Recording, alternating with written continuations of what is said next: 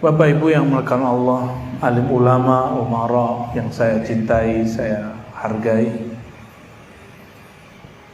Kita sering membaca ayat ini, barangkali 17 rakaat setiap hari kita membaca ayat ini. Tapi sayang, ayat ini hanya dibaca tapi kurang diresapi. Kita sering membaca ihdinas siratal mustaqim siratal ladzina an'amta alaihim, ya. Tunjuki kami ya Allah jalan yang lurus, jalan yang benar, jalan yang Engkau beri nikmat. Tapi karena didikan dari kecil, barangkali kita sering mendengarkan bahwa kalau nikmat itu duit, nikmat itu jabatan, tunjangan, gaji, itu yang sering dianggap nikmat. Kita lupa kemudian ayat ini gak berbicara tentang nikmat itu. Ayat ini berbicara tentang nikmat yang lain. Ternyata nikmat itu ada dua jenis. Ada nikmat yang zahir, ada nikmat yang batin. Nikmat yang zahir itulah gaji, badan sehat, wajah rupawan, rupawati, pasangan yang baik, anak-anak yang soleh, soleha, tempat bekerja yang tidak jauh. Ini mohon maaf kalau tempat kerja Bapak, keluarga di sini Pak. Alhamdulillah. Kalau Bapak kerjanya jauh, Pak polisi juga sama, keluarganya di sini, ya. Imam, ada seorang imam kita di Makkah punya kitab, ditulis di kitabnya namanya Syekh Nawawi Al-Battani. Kata beliau, salah satu cara mendapatkan kebahagiaan, nikmat bahagia adalah ayyakuna amaluhu fi baladi. Kerjanya enggak jauh dari rumahnya, kerjanya dekat, jadi dia nggak berpisah dari keluarganya. Jadi kawan-kawan kita yang karena perintah negara harus berpisah, ini perjuangan kebahagiaannya agak tinggi, ya. Maka beruntunglah yang masih serumah, ya. Yang nggak serumah dirumahin lagi, ya. Nikmat-nikmat ini, nikmat jabatan, semuanya ini di dalam kitab Al-Hikam Ibnu Athaillah dikatakan Allah ingin menyapamu dengan nikmat pemberiannya. Seakan Allah mengatakan begini, wahai hambaku, berterima kasihlah, bersyukurlah, jangan suka mengeluh. Ini tabiat orang tidak bahagia, itu suka mengeluh. Suka mengeluh itu adalah satu penyakit di kolbu, di hati. Jika dibiarkan, dia akan tambah besar, tambah jabatan, tambah gaji, keluhannya tambah, ya. Di depan mungkin nunduk-nunduk, di belakang ngeluh. Nah, itu yang terjadi kebanyakan pada orang yang dapat nikmat zahir tapi tidak dapat nikmat yang batin. Jadi apa nikmat batin itu? Nikmat batin yang paling tinggi itu bernama keikhlasan, ketulusan, kesyukuran. Orang-orang yang bersyukur gak mesti kaya, dapat sedikit dia sudah berterima kasih, dia sudah bersyukur kepada Allah. Maka orang-orang begini, kalau nikmatnya nambah, syukurnya nambah. Bukan nikmatnya dulu yang bertambah baru syukurnya bertambah, tapi emang dia sudah punya karakter suka bersyukur. Ada kesalahan menerjemah para pengkhotbah di setiap Jumat atau setiap ceramah. Kebanyakan ngomong gini, Bapak Ibu ingin tambah nikmat gitu. Pasti semuanya bilang iya, benar gak? Ibu-ibu pengen nambah nikmat gak? Kalau bapak-bapak saya tanya semangat nih, bapak-bapak mau nambah nikmat gak? Wah, bapak-bapak udah ngerti maksudnya. Kita gak terusin deh. Kalau mau tambah nikmat, syukur. Nanti Allah tambah. Ini yang begini, pengajaran begini, itu gak paham ayat. Maksudnya apa? Jadi ada dua karakter orang bersyukur. Syukur berterima kasih bahasa kitanya. Ada yang berterima kasih karena diberi, bertambah pemberian. Ada yang berterima kasih, bersyukur karena zat yang memberi, karena sosok yang memberi. Belum nyambung ya? Ya, emang belum nyambung. Yang pertama, kalau tunjangan nambah, syukurnya nambah. Oh, ketemu Pak Sekda, siap terus. Di belakang, tunjangan nambah. Ternyata tunjangannya belum cair-cair 3 bulan. Nyuruh mulu. Tunjangan belum cair. Mulai ngeluh, mulai mengumpat. Ini karakter orang, mohon maaf ya. Saya kan juga kerja. Saya masih dosen, alhamdulillah masih aktif ya. Ada Pak Rektor, saya juga masih aktif. Masih ngajar. 3 hari dalam seminggu saya masih ngajar untuk mahasiswa S2 dan S3. Dulu anak S1 juga kita ngajar, tapi nggak sanggup lagi. Satu semester 6 kelas, bunuh diri. Bunuh dirinya pas akhir semester, nginput nilai. Ya terbersit juga di hati kadang. Gaji segini. Tuh, kayaknya kita sama aja deh ya. Tapi saya nggak pernah sampaikan kecuali barusan, itu cuma mengandai-andai. Karena ketika duduk bersama teman-teman para dosen, rata-rata obrolannya pulus. Duit. Saya melihat-lihat, karena institusi kami institusi yang banyak ustadz dan kiainya, itu saya mikir-mikir, ini beneran ustadz nggak ya? Saya pandang-pandanglah diri. Jangan-jangan saya nggak bener ini. Kalau bukan ulama, bukan ustadz, maklum. Tapi kalau dia seorang yang mengerti agama, ini perlu diperhatikan mendalam. Wajar umat kita suka mengeluh. Tambah tunjangan, ada istilahnya Pak Sekda, gaji 13 ya? Iya Pak. Udah cair belum? Udah habis ya? Udah habis kali. Kayaknya seneng, tambah pemberian, tambah syukur. Kurang pemberian, telat pemberian, tidak bersyukur. Ya.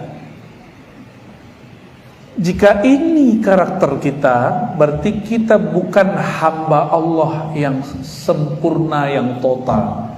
Kita baru hamba pemberian, hamba duit. Apa kata Nabi? Sungguh lelah hamba harta. Dulu harta tertinggi disebut dinar dirham. Ta'iba abdud dinar, ta'iba abdud dirham. Sungguh lelah hamba rupiah. Sungguh lelah hamba dinar dan dirham. Jadi kalau orang lelah, wajar nggak ngeluh? Nah ini tips bapak-bapak memimpin. Kalau ada orang ngeluh, bawahan kita ngeluh, mungkin dia kelelahan. Apalagi kami di Jakarta itu sering kena macet. Kalau udah macet, apa yang terjadi? Orang ngutuk ngumpat. Yang paling parah, ada motor ngumpat mobilnya baru. Ya, ini masa setahun lalu atau 2 tahun lalu, masa-masa pandemi, masa-masa panik itulah. Ada satu mobil lewat di seberang kita, dia mau ke kiri, mau mampir, mau berhenti sepertinya. Motor ternyata mau masuk, tidak dapat jalan. Motornya turun, dia kemudian berteriak, dia pukul-pukul itu mobil. Apa kata dia? Lu sok kaya, ngeredit juga gitu. Yang punya motor sombong. Apa kata dia kepada yang punya mobil? Ngeredit juga. Ini sudahlah miskin pakai motor, sombong lagi sama yang punya mobil. Gimana? Ada yang begitu nggak? Ada ya.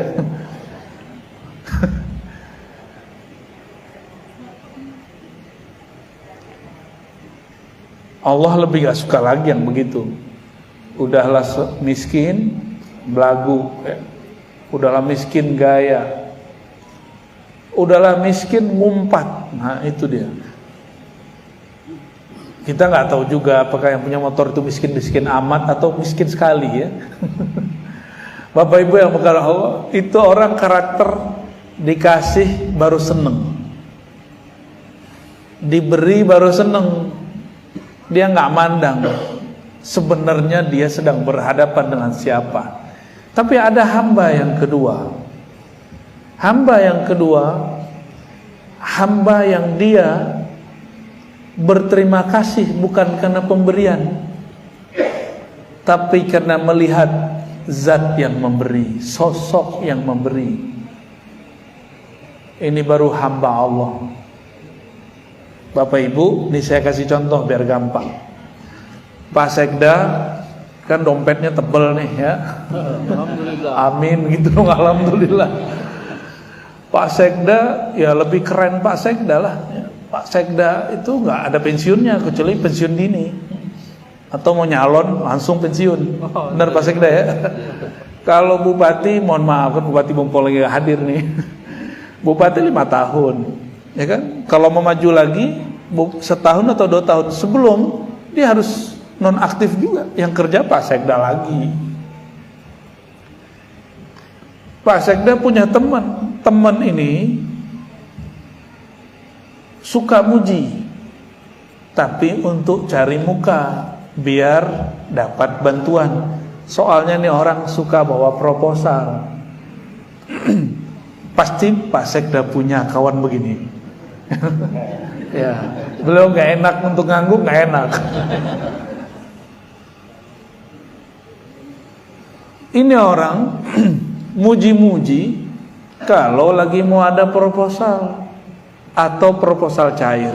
Kalau belum, Sekda ini nggak tahu diri, ngomong itu di belakang.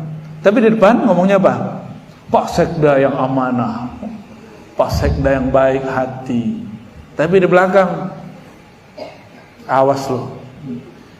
Jadi orang karakter-karakter begini senangnya kalau yang dia mau hajatnya sampai ditunaikan oleh orang yang dia puji, baru dia bahagia, baru dia memuji. Dia memuji karena keinginan dia, hajat dia ditunaikan. Kita punya teman begitu, nyaman nggak Pak Sekda? Nggak nyaman. Sepakat kita Pak Sekda. Berarti ruh kita sama karakternya. Ada orang mau ngubungin kita, mau nelpon kita, mau datang ke kita cuma pas masalah doang. Kira-kira gimana Pak Sekda? Nggak nyaman. Cuma karena dia orang dekat, ya udah kasih aja deh. Tapi kalau bisa dia nggak datang-datang. Kalau orang tuh nelpon diangkat nggak Pak Sekda? Pura-pura sibuk. Kalau dia datang ya udah kasih buru-buru. Nah inilah kenapa ada orang dia setiap kali minta dikasih oleh Allah, karena Allah kesel sama dia. Udah dikasih aja deh, berisik, bising. Banyaklah orang karakter begini, memuji karena ingin hajatnya ditunaikan, menyembah karena ada tujuan yang ingin dicapai, yaitu menyenangkan diri sendiri, mendapatkan nikmat yang zahir.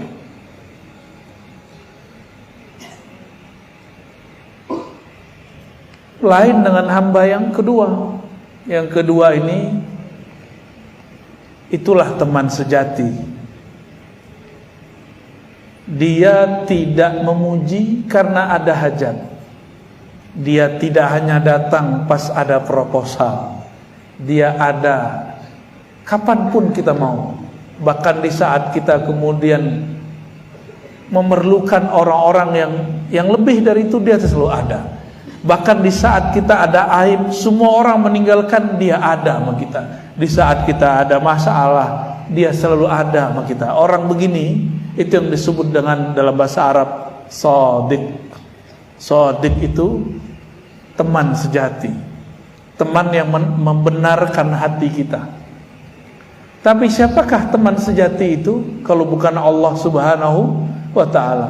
Bapak Ibu punya kawan, bongkar aibnya, pasti kawan itu ditinggal. Benar gak? Ada kawan, aib dia, kejahatan dia terbuka, dia sudah ngaku, tapi kita tinggal dia. Lain dengan Allah. Allah Subhanahu wa ta'ala tahu bagaimana bejatnya akhlak kita, tahu bagaimana culasnya kita, tahu bagaimana pemaksiatnya kita. Tapi ketika kita datang kepadanya, Allah tidak pernah meninggalkan. Apa buktinya Allah tidak pernah meninggalkan? Nggak ada orang, istilah kami di Sumatera Barat, mati tagak, ada nggak? Tiba-tiba pas berdiri mati itu nggak ada. Allah itu nggak begitu caranya menyikapi hamba. Maka dalam kitab Hikam dikatakan, jika engkau tidak menyadarinya, mengenalinya dalam pemberian nikmat, maka Allah akan menegurmu ketika nikmat itu dicabut. Nah, pilih sadar nikmat ada atau sadar nikmat tiada. Sadar saat masih aktif bekerja, masih sehat badan, atau sadar saat berpensiun, atau diberhentikan secara tidak hormat, atau sadar saat sakit. Pilih mana? Sadar saat sehat, sadar saat aktif. Itu yang kita pilih. Jadi intinya bukan pemberian itu, bukan nikmat itu yang paling inti, tapi kita sadar bahwa kita sedang diberi oleh Allah Subhanahu wa ta'ala. Bapak Ibu yang bukan Allah, Allah itu maha pencemburu, lebih pencemburu daripada pasangan muda yang baru menikah. Sangat pencemburu. Sangat cemburunya Allah. Allah tidak rela jika kita dapat nikmat yang kita bayangkan bukan Allah. Kita dapat nikmat yang kita bayangkan, ini saya dapat nikmat dari fulan, saya dapat jabatan ini karena si Anu gitu. Saya dapat nikmat ini karena si fulan. Jika terfikir masalah ini, Allah cemburu. Ibu-ibu kalau agak galak dikit cemburu, itu yang dicemburui dilabrak deh, Bu ya. Ibu tahu nggak dilabrak? Tahu ya. Ini istilah hari-harian kayaknya nih Pak Sekda dia. Kekasih kita, pasangan kita dekat sama si fulan, fulana. Kita cemburu. Yang kita hajar si fulan fulana itu, si Anu itu. Itu namanya ngelabrak dia. Allah lebih cemburu apabila yang membuat kita kemudian berpaling dari Allah itu nikmatnya diambil. Apabila yang membuat kita lalai itu jabatan itu Allah ambil. Maka selama masih ditegur oleh Allah, berarti Allah masih sayang. Jika sehat itu yang membuat kita lalai, sehatnya diambil. Jika berkawan berkuasa itu yang membuat kita lalai, berkawan berkuasa itu Allah ambil nanti.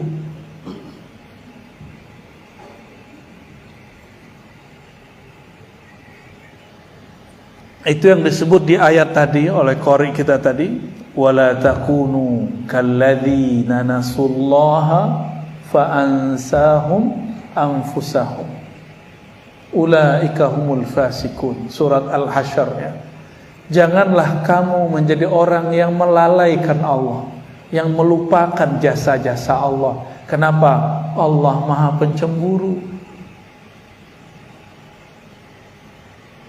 Saya sering ketemu pengurus masjid, itu cintanya dengan masjid. Apa yang terjadi ketika dia sudah tidak jadi pengurus masjid? Jasanya masih ada, yaitu masjid direnov, diperbaiki. Ketika dia tidak dihargai, apa omongannya? Itu masjid kalau bukan karena saya nggak jadi. saking cemburu dan cintanya kepada masjid, tapi dilupakan oleh orang-orang tertentu. Nah, kalimat-kalimat ini muncul, tapi karena yang berkalam hamba, efeknya tidak begitu. Kalau yang berkalam orang berkuasa, misalnya gini,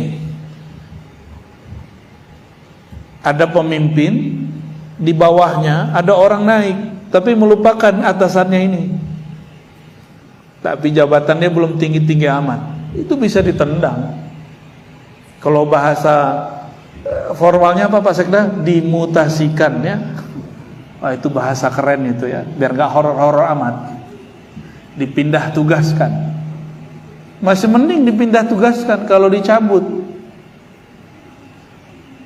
Oleh karenanya kita tidak diperkenankan mencintai nikmat, tapi kita hanya diperkenankan mencintai yang memberi nikmat. Siapa yang beri nikmat? Jadi yang kemudian memberi nikmat jabatan, pekerjaan, itu bukan atasan. Yang ngasih itu mutlak Allah, nggak ada lagi. Karena rezeki itu Allah yang atur dan tidak pernah tertukar. Oleh karenanya Bapak Ibu, mungkin ada yang dia sudah mentok jabatannya, seharusnya dia merasa dapat jabatan A, B, C, D, tahu-tahu orang baru yang masuk. Ini terjadi di semua instansi, baik swasta apalagi negeri. Jangan ngomong begini, sayang capek ke orang yang dapat. Ini saya di mana-mana dengar begitu, di semua provinsi dengerin orang ngomong begitu, di semua instansi orang ngomong begitu. Maka kita sering nanya kepada jamaah, Bapak Ibu, kalau JNE, POS, apalagi namanya, JNT, apalagi itu ngirim barang, ditulis alamatnya jelas, nyampe nggak? Iya. Mungkin nggak udah ditulis terus nggak nyampe? Hampir tidak pernah. Masa Allah kalah dengan JNE dan POS? Allah Maha tahu, belum kita lahir nama kita sudah Allah tahu. Apa hajat kita Allah sudah tahu. Apa nanti jalan hidup, karir kita Allah sudah tahu. Oleh karenanya Allah tidak akan pernah salah memberikan jalan hidup ini. Jadi nikmat karir, nikmat kerja itu semuanya sudah ada. Gak usah khawatir. Kalau faham bab ini, hilanglah rasa iri dengki. Jadi kalau masih ada iri dengki berarti belum faham bab ini. Kalau masih mengeluh, kok dia bukan saya, kan saya yang berjasa, berarti belum faham bab ini. Ini namanya tauhid rizqiyah. Ini istilah wa mimma razaqnahum yunfikun. Ayatnya sudah hafal semua. Nahnu narzuquka, kami yang memberi rezeki kamu. Kami yang kirim rezeki, rezeki jabatan, rezeki gaji, tunjangan, rezeki apapun itu. Dan Allah tidak akan pernah salah mengirim rezeki. Gimana? Masih mau iri sama orang? Ya. Dan setahu saya, setahu kami, orang yang paling sengsara di dunia itu orang yang paling banyak iri dan dengkinya, terutama masalah nikmat. Kenapa? Karena dia salah faham kepada Allah. Jadi orang iri dengki itu dia bukanlah sedang menyalahkan si hamba yang dia tidak suka. Misalnya nih, saya dengan beliau misalnya pangkatnya sama nih. Ini pangkat apa namanya nih Pak? Kapten. Pak Kapten ya, Pak Ardin, bener. Berarti 3 balok. Kita nih sama. Pak Ardin sudah lama bertugas, harusnya naik nih. Habis kapten apa Pak? Habis kapten, mayor. Yang dilantik, yang diangkat, yang kemudian naik pangkat saya. Yang lama bekerja belum. Kalau beliau mengikuti was-was kolbunya jiwanya ngomong begini, saya yang lama tugas, kok orang baru yang, nah, Ini saya dengar di semua tempat bekerja, Pak. Semoga beliau nggak begitu ya. Di semua lini, di semua departemen. Heran juga kita, ya. Awal saja ngomong begitu, siap-siap mulai hati sengsara, mulai kerja nggak nyaman, mulai hati kemudian sempit. Nah, keselnya ditumpahin ke istri, istri terpengaruh, ikut juga. Akhirnya bapak benci sama saya. Di saat itu sebenarnya bukan bapak benci kepada saya, tapi sedang benci kepada Allah Subhanahu wa ta'ala. Berarti kita menuduh Allah, Allah salah angkat orang. Ya enggak?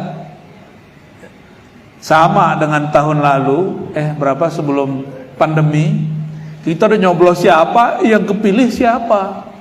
Marah-marah, ngamuk-ngamuk. Itu sama dengan menuduh Allah, Allah salah urus negeri ini. Nah, hati-hati ya. Sifat qanaah ini kemudian gak muncul pada umat Islam. Katanya umat Islam, katanya hamba Allah. Kalau hamba Allah tahu bab namanya qanaah, tahu bab namanya syukur dan sabar. Kalau yang kita pilih, yang kita mau gak terpilih, sabar. Bukan ngamuk-ngamuk, bukan menghujat. Maka orang berkopiah tapi menghujat, kata-katanya kotor, itu bukanlah hamba Allah yang sebenarnya. Itu dia hamba nafsunya.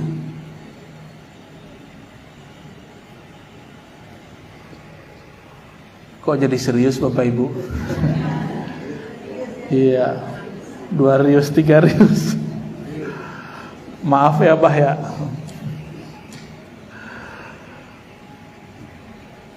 Jadi orang-orang iri dengki itu bukanlah dia sedang benci kepada orang yang dia iri, dia sedang menuduh Allah. Itulah kenapa Allah tidak ridho kepada orang yang iri dan dengki. Itulah kenapa Allah tidak ridho kepada orang yang suka mengeluh. Ada orang ngomong gini, hidup saya susah, payah, disuruh-suruh mulu, tapi saya sabar. Kedengaran nama gurunya, apa kata gurunya? Orang sabar itulah syakwa. Orang sabar itu tidak ada keluhan. Kalau masih mengeluh bukanlah sabar. Gimana? Mulai belajar sabar, kurangi mengeluh. Kurangi mengeluh, siap-siap bahagia. Orang yang tidak mengeluh itu orang paling bahagia sealam semesta. Walaupun hidupnya biasa-biasa aja. Dulu waktu masih sangat muda, punya kerjaan, gaji 300.000, 500.000, seneng. Dulu kita mikir coba gaji 5 juta. Ya, pas gaji sudah 5 juta, mikir lagi coba gaji tunjangan 10 juta. Udah begitu kayaknya enak deh, tetangga sebelah gajinya 15 juta. Tapi di dunia kerja sama-sama ngantor, dia lebih 500, kita kurang 500, itu keselnya udah bukan main. Temen diajak rapat, kita nggak diajak rapat. Aduh, hati kayaknya teriris-iris. Ya. Berarti ada orang di saat diberi nikmat yang zahir, dia tidak menyadari itu nikmat, justru dia malah tersiksa. Siksaan itu ada pada apa? Bukan ketika disuruh sit up dan push up atau guling-guling angkat barang. Ketika hatinya gak nyaman, itulah siksaan yang Allah awalkan di dunia. Maka ingat itu, mengeluh adalah siksaan pertama di alam semesta. Setiap kali orang mengeluh, disiksa hatinya. Apa kata mak-mak nih Pak? Halo Pak, kata mak-mak nih, walaupun makan kurang, yang penting tetap dengan yang disayang. Tapi saya nggak yakin itu ya, nggak yakin itu. Ya, tapi itulah gombalnya orang jatuh cinta. biarlah hidup susah, yang penting jangan bikin susah hatiku, Bang. Gitu, Pak. Jangan bikin hatiku gelisah, Bang. Ya, Bu ya. Tapi nggak bisa begitu. Itulah ujian bapak-bapak, ibu-ibu. Ya. Doain aja. Allahumma sholli wa sallim barik alaihi. Sampai jam berapa kita nih, Pak? Jangan sampai jam 5. Saya belum jamak, Pak. Saya jamak kosor soalnya. Bapak Ibu yang melakukan Allah, mau jadi hamba nikmat atau hamba Allah yang memberi nikmat? Pilih mana, Bapak Ibu? Pertama atau kedua? Mau jadi hamba nikmat atau Allah sang pemberi nikmat? Bener nih. Orang begitu tidak akan memuji dengan untuk menjilat. Dia memuji aja.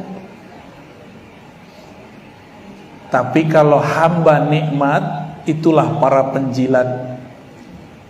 Karena ini mulai dekat-dekat tahun politik, hamba penjilat mulailah banyak.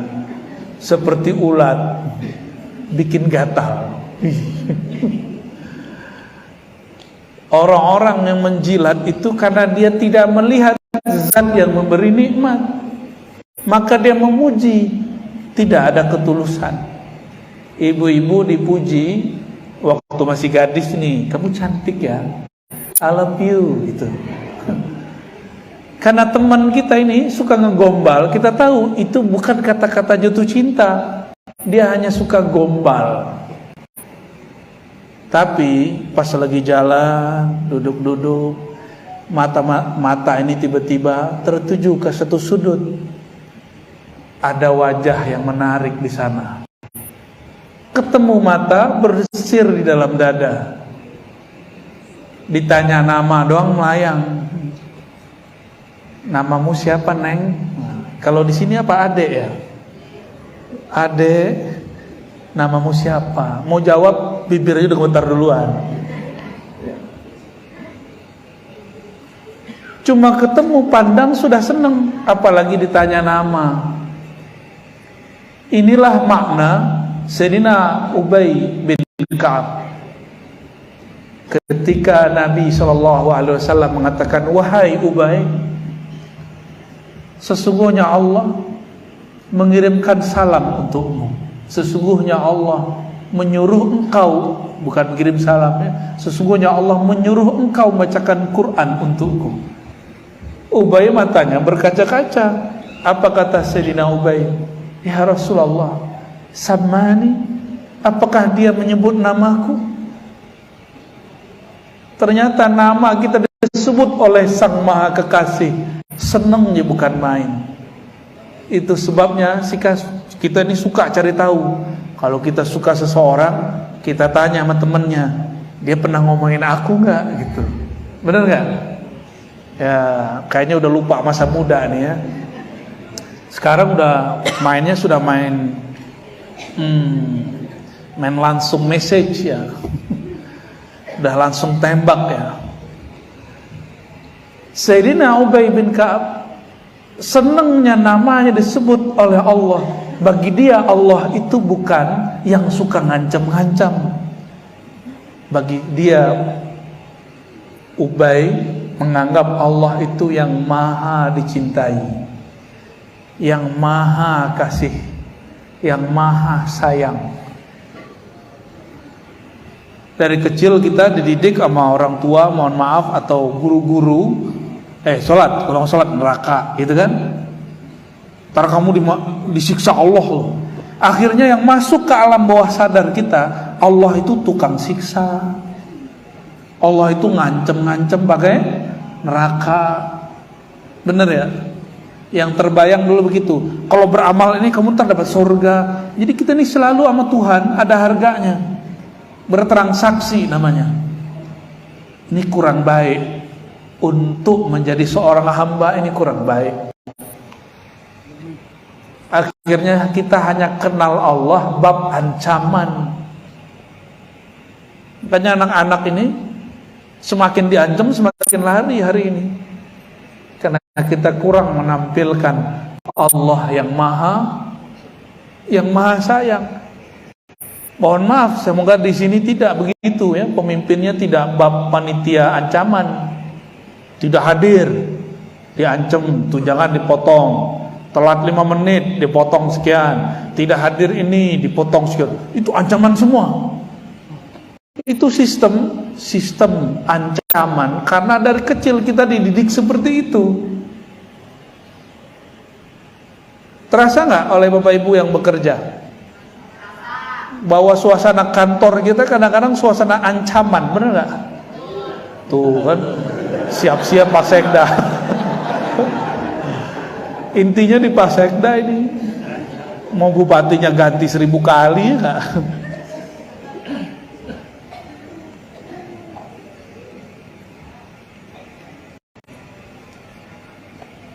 Kita diperhatiin sama orang yang kita suka. Apa yang kita lakukan? Kita siap-siap, bajunya dibagusin, wajahnya kalau perempuan dibikin cantik, kalau laki-laki dibuat gagah. Sama, ada orang kita nih sungkan, takut ketemu seseorang, maka baju dibagus-bagusin, penampilan pun dibagus-bagusin. Caranya sama, tapi rasanya berlainan. Yang satu penuh bahagia, yang kedua khawatir. Ada rasa-rasa kayak tadi, terancam. Pilih hidup yang mana, yang pertama atau yang kedua? Ya. Mencari cinta atau menghindari siksa? Mending mencari cinta, karena cinta itu obat semua siksaan, Bapak Ibu.